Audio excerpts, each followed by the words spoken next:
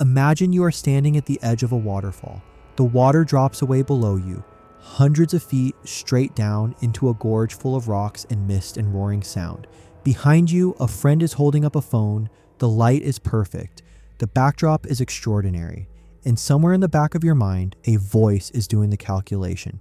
How many likes will this get? This is the world we live in now. A world in which the most remote, the most dangerous, the most genuinely hostile places on Earth have become content, backdrops, stages, a world in which billions of people carry in their pockets a device capable of broadcasting their location, their face, and their last moments to millions of strangers in real time. Social media has done something to the wilderness that no previous technology managed. It has made the inaccessible desirable. It has made the dangerous aspirational. It has taken places that once required genuine expedition planning, physical training, and local knowledge to reach and turn them into destinations. Places you go not just to experience something, but to be seen experiencing something. The number of people visiting national parks, remote trails, and wilderness areas has exploded in the social media era. More people are going further, faster, with less preparation, and more confidence than at any point in history, because they have seen other people do it, on a screen, in a carefully edited 60-second video where nobody gets hurt. The wilderness, of course, has not changed. The waterfall does not care how many followers you have. The desert does not adjust its temperature based on your level of outdoor experience. The forest does not move its trees aside because you are running late for the golden hour. Nature is the one place left on Earth that does not perform for the camera. And when people who live their lives in front of cameras forget that, things go wrong. Sometimes terribly, irrevocably wrong. Today, we are going to tell 5 of those stories. 5 accounts of social media influencers, people who built their identities around sharing adventures with a following, who found themselves in genuine, life-threatening danger in the wilderness.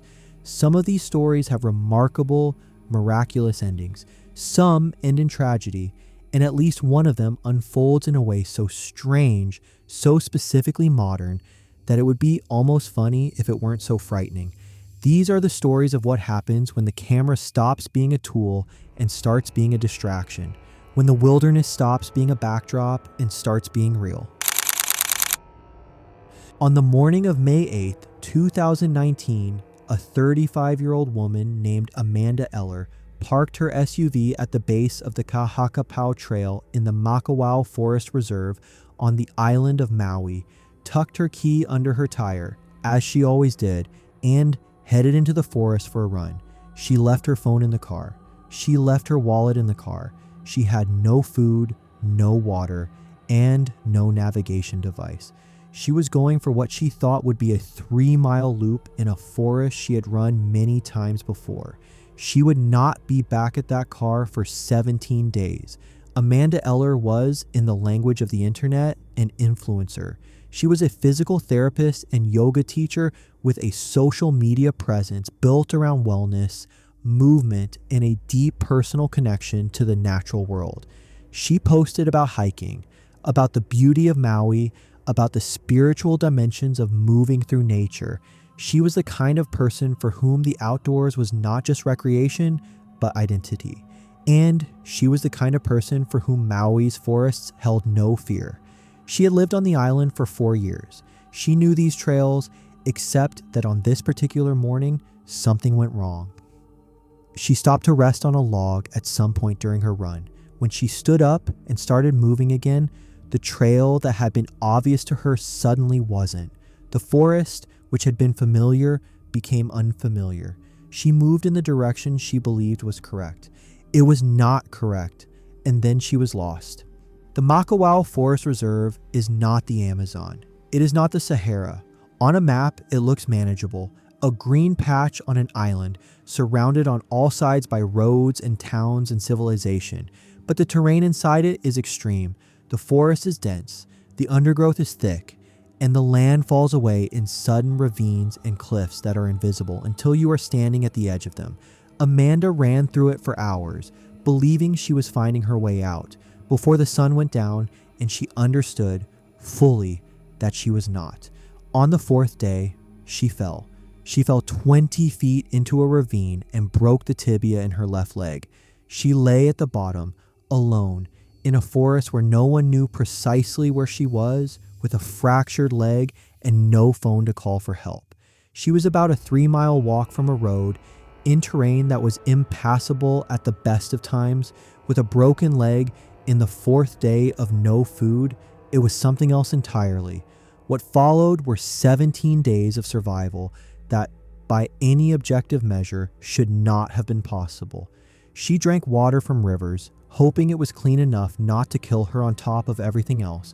She ate whatever she could find: wild berries, plants, guavas. She ate moths, pressing them into her mouth one by one for the protein. A flash flood swept through the ravine she was sheltering in and took her shoes with it.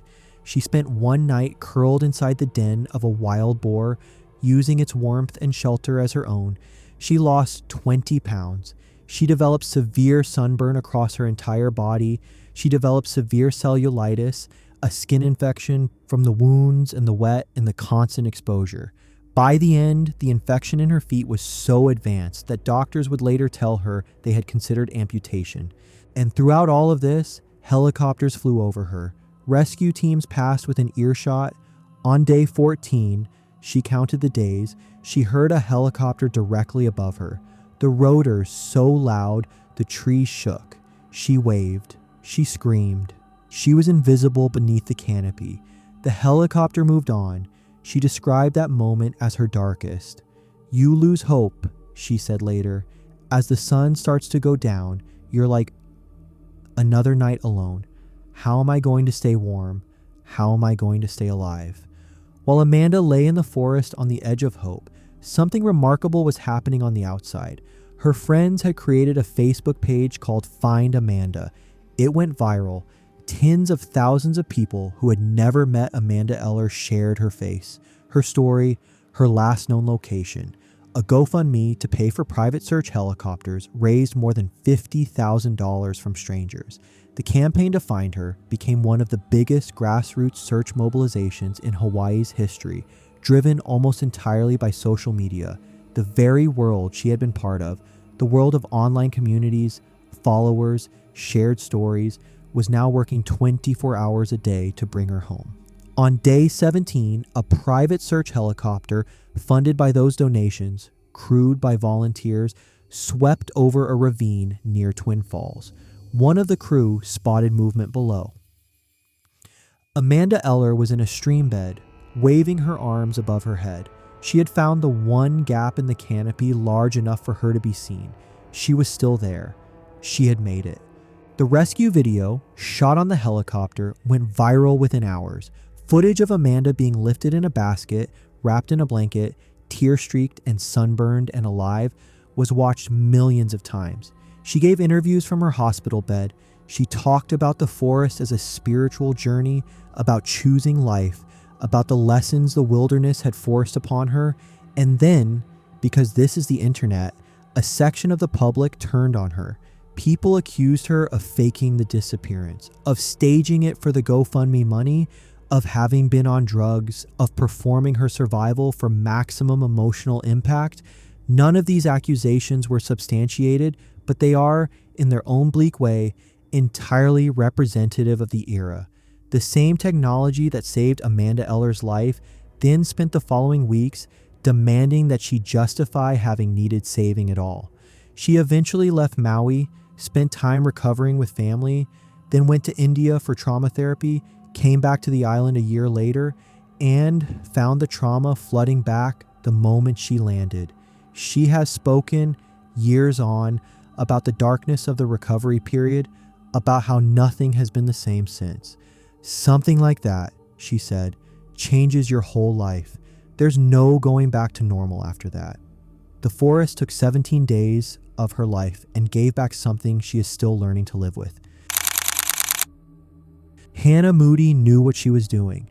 That is the part of this story that is hardest to sit with. She was not a beginner. She was not a tourist who had wandered off a guided path.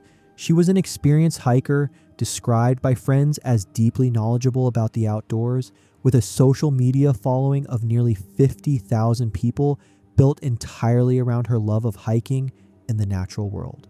She had done the Gateway Loop Trail in Arizona's McDowell Sonoran Preserve many times before. She knew the terrain, she knew the heat, and before she set off on what would be her final hike, she posted about it on Instagram. She told her followers she was getting one last hike in before the summer heat made it impossible. And she reassured them. She told them she had, in her words, like 5 gallons of water with her. She never came home. The McDowell Sonoran Preserve outside Scottsdale, Arizona, is not a remote wilderness by any traditional definition. It is a managed reserve in the suburban edge of one of America's major cities. There are trails, signage, trailhead car parks. On a cooler day, in a different season, it is the kind of place where families hike on a Sunday morning. But on the 21st of May, 2025, it was something else. The temperature that day was extreme, well into the range where the desert stops being a landscape and becomes a threat. The kind of heat that does not feel like heat exactly until your body stops being able to manage it. And then it happens very fast. When Hannah's friends had not heard from her by the evening, they reported her missing. Search and rescue teams found her car still in the trailhead parking lot. They searched on foot for 4 hours that night, covering the trail and surrounding area. They found nothing. The search resumed the following morning with a larger team, 20 plus officers on foot and bicycles, drones scanning from above, a helicopter from the county sheriff's office sweeping the preserve. Just after midday, they found her. She was approximately 550 meters off the trail. No foul play, no trauma. The Maricopa County Medical Examiner later ruled the cause of death as environmental heat exposure. She had died of the heat with 5 gallons of water. The question of how this happens, how an experienced hiker with adequate water dies of heat on a trail she has walked many times, is one that does not have a clean, satisfying answer. Heat illness does not announce itself with clarity. It begins as discomfort, as fatigue, as a slightly unsteady feeling that an experienced person might instinctively push through. By the time hyperthermia becomes critical, when the body's core temperature has risen past the point of safe return, confusion and disorientation have already set in. People do not walk off trails in heat emergencies because they are reckless. They walk off trails because they are no longer capable of thinking clearly. And once off the trail, in the scrub and the rock and the blinding midday sun of the Arizona desert, the calculus changes completely. Hannah's followers mourned her publicly.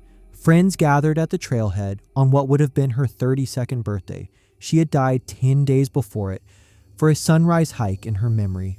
There was something quietly devastating about the particular shape of this loss.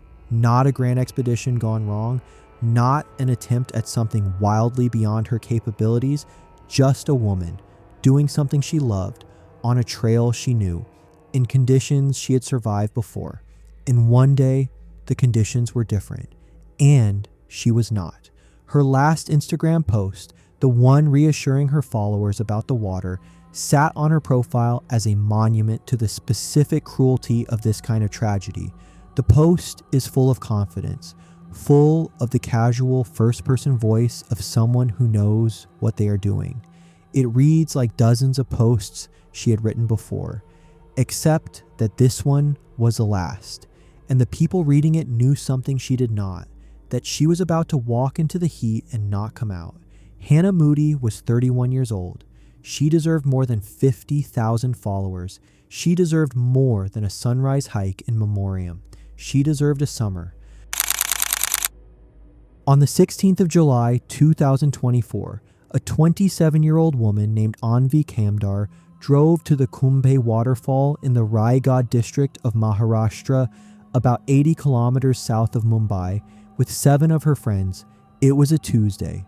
It was the monsoon season, and the Kumbhe waterfall during the monsoon is one of the most spectacular natural sights in the region.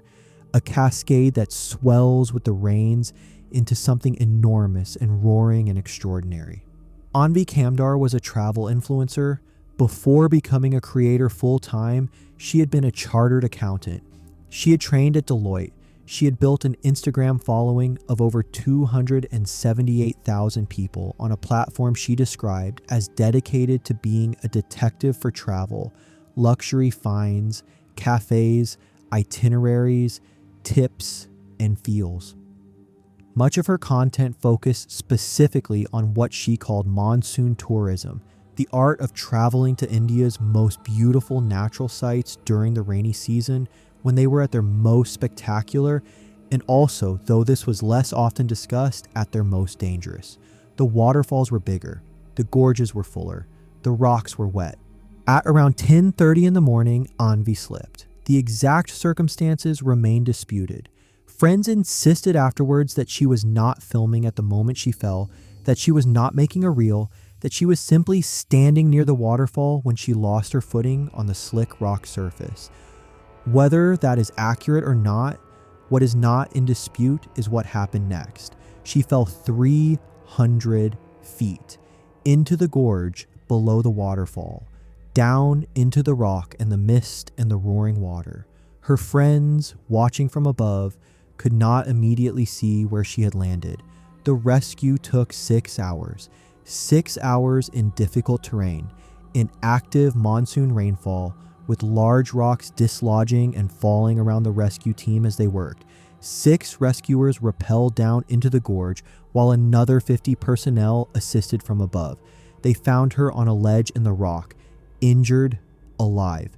They secured her to a stretcher and raised her on rappelling ropes back up to the surface. She was airlifted to the nearest hospital. She did not survive her injuries. Anvi Kamdar died at the Mangaon Taluka Government Hospital on the afternoon of July 18th, 2024. She was 27 years old. The aftermath of her death opened a raw debate in India and across the international travel and content creation community, because whatever the truth about whether she was filming at the moment she slipped, the broader pattern was undeniable. Travel influencers, particularly in the Indian content creator space, had developed a culture around monsoon tourism that was, in the most charitable framing, pushing against the limits of safe behavior. Waterfalls that rangers and local officials had deemed dangerous were being visited anyway, because the footage was extraordinary. The worse the weather, the more dramatic the cascade, the more spectacular the content. And the platforms that hosted that content had no meaningful mechanism for distinguishing a beautiful waterfall reel from the last thing a person filmed before they died. A 2022 study published in the Journal of Travel Medicine had already documented 379 selfie-related deaths worldwide between 2008 and 2021. Falls from heights, cliffs, waterfalls, viewpoints accounted for roughly half of those deaths. India had the highest number of any country, not because Indians are reckless, but because India has some of the most spectacular natural scenery on earth, a massive and growing content creator economy, and waterfalls that become genuinely lethal during monsoon season every single year. The infrastructure of warning, the signs, the barriers, the closures has simply not kept pace with the infrastructure of aspiration that social media has built. Anvi Kamdar's friends were insistent, and they may well be right, that she was not filming when she fell, that it was simply an accident, that a young woman with extraordinary talent and warmth and a gift for sharing the beauty of her country with hundreds of thousands of people slipped on a wet rock and died. That happens. The wilderness does not only claim the reckless, but there is a larger question that her story forces, regardless of what she was doing in the specific moment before she fell. Why were they there? At that waterfall, in those conditions, where local officials had in previous years issued warnings. The honest answer is that the waterfall was worth going to, that it was genuinely, breathtakingly beautiful, that you cannot stand in front of something like that and not want to share it. And that wanting to share it, the instinct that drives every travel content creator who ever picked up a phone at a beautiful, dangerous place is not a character flaw. It is very, very human. It is just sometimes fatal. On the 1st of April, 2026, a 49-year-old Finnish man named Ali Lainio uploaded the last video of his life to YouTube. He did not know it was the last video of his life. He had uploaded hundreds before it. He would upload hundreds more. He must have assumed. The video was titled, "The Forbidden Mire, Roaming Southern Finland's Second Largest Bog." In it, he noted, with the casual, cheerful tone that his 87,000 subscribers had come to love, that the hiking trail through the area had recently been closed by Finnish authorities, and that he had decided to go anyway, to investigate. Ali Lainio was not always an outdoor influencer. He was, by his own account, a man who had lived a difficult life before he found the wilderness. He had spoken in interviews and in videos about a troubled past, the details of which he kept private, that he had left behind when he discovered hiking in his 30s. He taught himself to film, largely by doing it. He began posting videos of his treks through Finland's forests and bogs and wetlands, narrating in Finnish, trusting that the landscape itself would do most of the communicating. He was right. His videos accumulated hundreds of thousands of views. In 2022, he won the award for Finland's Best Travel Influencer at the TubeCon Awards. He had become, by any measure, a success. But the thing that made Ali compelling, the thing that had always made him compelling, was that success had not softened what drove him. He went to places that were difficult to reach. He went alone. He went in conditions that other people would have called a reason to stay home. He had described hiking many times as both liberation and ordeal, as a test as much as a pleasure, as the thing that had, in some essential sense, saved his life. On or around the 10th of April, 2026, 9 days after uploading that final video, Ali Lainio was found dead in the Käsivarre wilderness area of Lapland. He had been skiing through one of the most remote regions in Finland, a place so isolated that it is effectively unreachable by road for much of the year. Authorities determined that he had suffered a fatal seizure. He had died alone in the wilderness, doing what he did. The timing of the discovery revealed something quietly haunting. No one had reported him missing immediately because his audience was used to him going dark between videos. It was only when the absence stretched beyond what seemed normal that people began to look. His last Facebook post, a photograph of him inside a castle, uploaded 3 days after his final video, attracted hundreds of comments from fans paying tribute, and his final YouTube video, already carrying the weight of elegy by the time most people watched it, crossed 143,000 views. People watched it knowing already that the man narrating it was gone. There's something about Ali Lainio's story that is unlike the others in this essay. The others are stories of danger, of conditions that exceeded a person's ability to survive them, of risks taken knowingly or unknowingly in the pursuit of beauty or content or adventure. Ali's story is different. He did not slip, he did not fall. He was not in a place he had been warned not to go, not really. He was in the wilderness because the wilderness was where he lived most fully, and a medical event took him while he was there, as a medical event might have taken him anywhere. But the wilderness made the difference between a medical event that could be treated and one that was fatal. Alone in Lapland, far from roads and rescue services, a seizure that might have been survivable in a populated area was not. The same solitude that gave his videos their power, that quality of one man, alone, in genuinely remote country, showing you something you would never otherwise see, was the thing that meant no one was there when he needed someone. His fans mourned him the way you mourn someone you know, even when you don't know them. One commenter wrote simply, "Steady steps and free flows to somewhere, wherever you roam." It felt right. It felt like the right way to say goodbye to someone who spent his life in motion, alone, in the beautiful and indifferent north. Ali Lanio was 49 years old. He won his Travel Influencer Award at 45. He had only been doing this for about 15 years properly. It feels like there were hundreds of videos left in him. The bog video has over 143,000 views now. Most of them came after he died. This last story is different from the others. It does not involve a broken leg or a heat stroke or a fatal fall.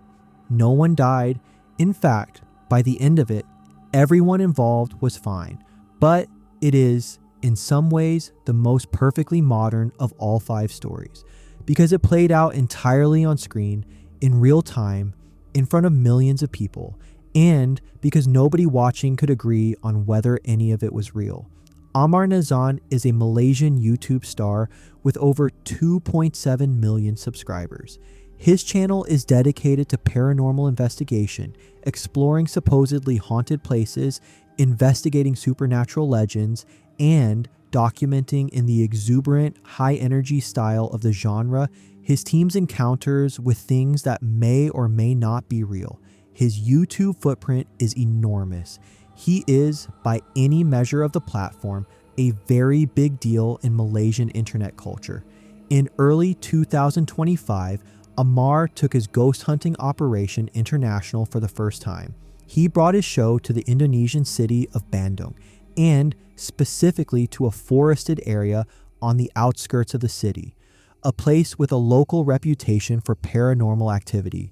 He brought with him, as a co-star and companion, a woman named Eka. Eka was a TikTok influencer in her own right, 300,000 followers, known primarily for her beauty content.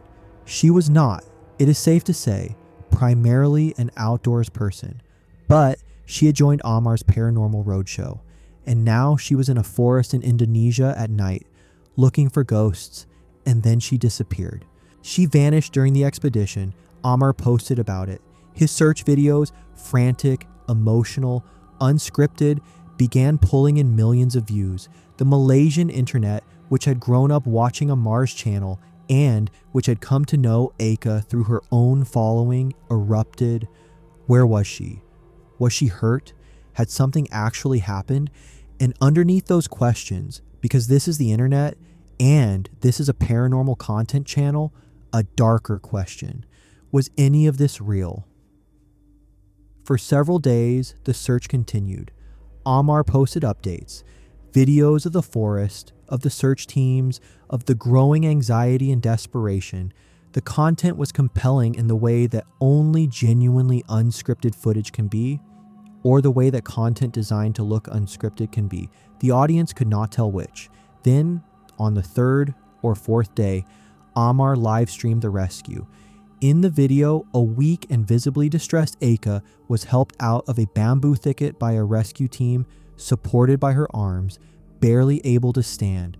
Amar was there, the camera was there, and the audience, by this point numbering in the millions, watched it all happen live. Eka was safe, she was found, she had survived several days alone in an Indonesian forest, and she was coming out of it, on camera, in real time. The relief lasted approximately as long as it took for the internet to start asking questions, because this was, when you thought about it, a paranormal content channel. And the entire story, influencer goes ghost hunting, influencer vanishes in haunted forest, influencer is dramatically rescued on live stream, had the structure of content. It had a beginning, a middle, and an end. It had rising tension and a cathartic climax. It had been documented at every stage in a way that seemed almost too complete. The hoax allegations spread immediately. Commenters on both Amar's channel and Eka's TikTok broke down the footage frame by frame, looking for inconsistencies. Neither Amar nor Eka confirmed or denied that it had been staged. The Indonesian rescue services involved did not issue a formal statement one way or the other. The story simply continued to exist in its uncomfortable middle ground. A dramatic wilderness rescue that may or may not have been wilderness, and may or may not have been a rescue. And here's the thing. Here is what makes this story worth including alongside stories of broken legs in Hawaiian forests, and heat deaths in Arizona, and solitary deaths in the Finnish north. Whether Eka and Amar staged it or not, and we genuinely do not know, the story exposes something true and important about the world we have built. We have built a world in which a wilderness rescue and a performed wilderness rescue are, from the outside, indistinguishable, in which the platforms that carry the footage cannot tell the difference and often do not try, in which the audience, millions of people watching in real time, cannot tell the difference either, and are drawn in just as powerfully either way. The wilderness has always been a place people have used to tell stories about themselves, explorers, adventurers, pilgrims, hermits, the journey into wild country as a frame for something about who you are and what you can endure. What is new is the scale and the audience, and the fact that the journey into wild country can now be monetized in real time as it happens. That changes the relationship between the person and the place. It changes what you notice and what you ignore. It changes where you look. When you are in the wilderness and the camera is rolling, you are doing two things at once. You are surviving and you are performing surviving. And those two things, when the stakes are real, are not always compatible. 5 stories, 5 people, a yoga teacher, a hiking evangelist, a travel documentarian, an outdoor philosopher, and a ghost hunter, who all found themselves in wildly different ways on the wrong side of the line between adventure and emergency. What do these stories tell us? Not what the internet would like them to tell us, which is something simple. Something like influencers are reckless, or social media is dangerous, or people who go to beautiful places for the sake of content are getting what they deserve. None of those conclusions are true or fair or useful. What is true is something more complicated. Amanda Eller was not reckless. She was an experienced outdoors woman who made a small navigational error in familiar terrain and found herself in a situation that rapidly became unsurvivable without extraordinary luck and extraordinary resilience. The social media world that she was part of helped save her life. The same internet that later accused her of faking it had raised $50,000 and mobilized hundreds of volunteers to bring her home. Hannah Moody was not reckless. She had water, she had experience, she had done this trail before. She encountered a level of heat that her body could not manage, in conditions that can turn fatal, faster than almost any other natural threat, and she died. The desert is not a morality tale. It does not claim people who deserve to be claimed. Anvi Kamdar may or may not have been filming. It may not matter. What matters is that the culture she was part of, the culture of monsoon tourism content, of standing in front of extraordinary, dangerous things and sharing them, had created conditions in which people were regularly at risk. And the platforms and the algorithms that rewarded that content had no mechanism for caring. Ali Lenial was alone in a remote place because that was where he was most himself. And the wilderness does not make exceptions. It does not hold back its worst because you love it. It does not spare the devoted. It simply is what it is. And Eka and Amar, whatever the truth of their story, have shown us something that may be the defining tension of outdoor content creation in this era. That the wilderness is being folded into entertainment. And entertainment has a logic that does not always align with the logic of staying alive. There is a version of this video that ends by telling you not to follow influencers into dangerous places, by saying, put the phone down, tell someone where you are going, bring more water, don't stand at the edge of things, and all of that is true, all of that is good advice. But there is another way to end this, which is to say that the drive to go to beautiful, difficult, dangerous places and to share what you find there is not a pathology. It is not a symptom of a broken generation or a narcissistic culture. It is as old as human beings. Every cave painting is an influencer post. Every explorer's journal is a vlog. The desire to see extraordinary things, to survive extraordinary things, and to bring back evidence that you were there, that is not new. What is new is the scale and the speed and the fact that the phone in your pocket makes every cliff edge a potential broadcast and every waterfall a potential backdrop and every moment of poor judgment a permanent record. The wilderness has not changed. It is still vast, still indifferent, still capable of swallowing a person whole between one Instagram post and the next. What has changed is who goes there and why and what they carry with them. Amanda Eller said something from her hospital bed that has stayed with me.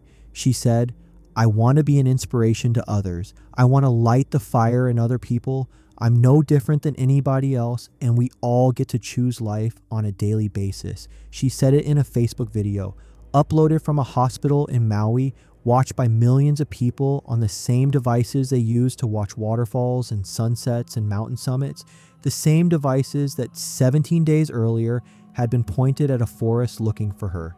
The wilderness does not care about the camera, but the people do. And as long as people care, as long as the impulse to share a beautiful, frightening, extraordinary world with other people continues to drive us up mountains and into forests and to the edges of waterfalls, there will be stories like these. Some of them will end well, some will not. All of them will be watched.